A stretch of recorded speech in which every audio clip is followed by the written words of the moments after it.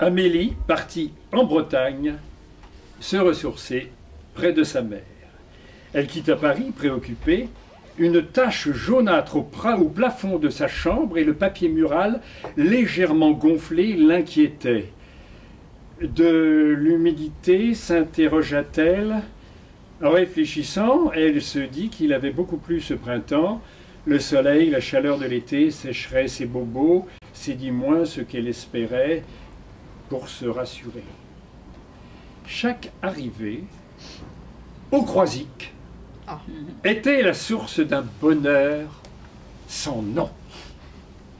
Dès le Pouliguen, l'odeur d'iode et de vase des marais salants commençait à remplir ses poumons, à lui déboucher les fosses nasales, à lui donner l'envie irrésistible de se rouler dans les algues, de se faire bercer par les vagues.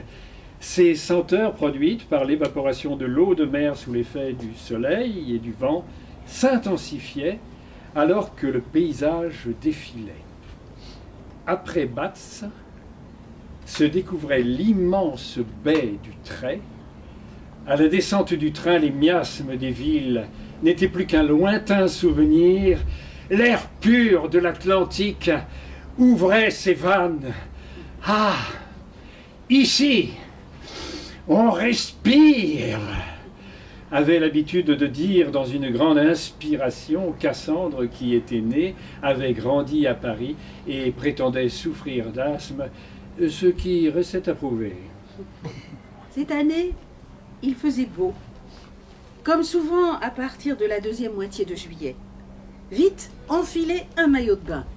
Dans le combat qu'elle s'amusait à mener contre la mer, elle avait été vaincue une fois de plus.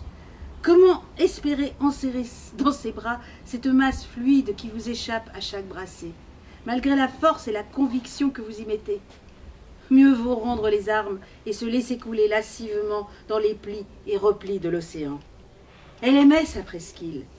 Fière, tête de couleuvre, défiant les flots, elle avait passé des heures assise, invisible, dans son coin de rocher, à lire, à interroger l'océan, cet océan qui baignait un autre continent, d'autres pays.